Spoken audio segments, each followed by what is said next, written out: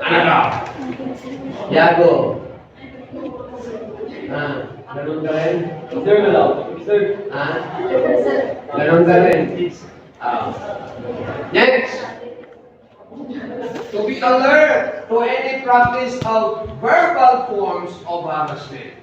Uy, ito parang patay ng mabing dito. And ready to take necessary action accordingly. Alam niyo problema sa Alam niyo problema dito sa mga pilot? Sorry. Kumatin kayo na flag ceremony. Yes. Ano narinig dito kung minsan? Verbal abuse. Diba? Sino gumagawa? Sino gumagawa? Ng verbal abuse. Ato ba lang nagkakamuyaya kung sa flag ceremony? And that is a no-no. Ginagawa dito na parang normal lang, pero hindi yan pwede. Right? Lalo pa, pag meron na mga names na mini-mention, that is now against ethics. Pwede mo pagalitan ng isang tao, kayong dalawa lang, in a close room. Pero hindi mo pwede i-mention ng tao, pagalitan mo sa harap ng maraming tao. I am telling you this, not to put down self-care.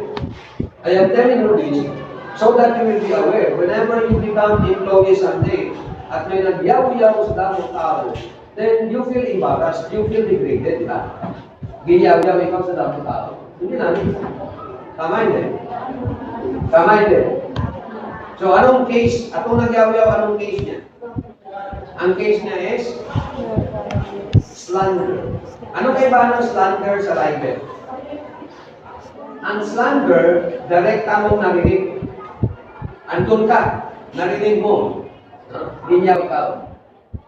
Ang libel, merong third party. Halimbawa, nag-post ng hindi maganda tungkol sa iyo. Yung isang kakilala mo, nag-post ng hindi maganda tungkol sa iyo. Then, that is libel. Kasi hindi mo direkta narinig mula sa bibig niya. Okay? That's the difference between the two. Next. To be responsive and supportive to any member of the staff who complains about sexual harassment.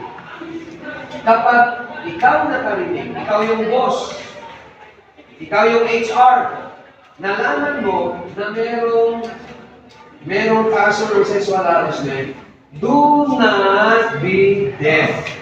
Huwag kang magbinibingihan. Why?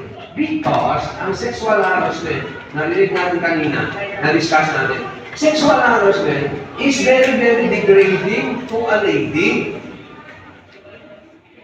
Okay? It's very degrading to a lady. Yan. Number 5, to ensure complete confidentiality in dealing with all cases of sexual harassment.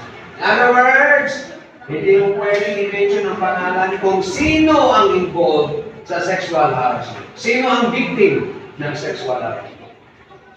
Hindi pwede. It must be contained in the four corners of the room kung saan kayo nag-uusap.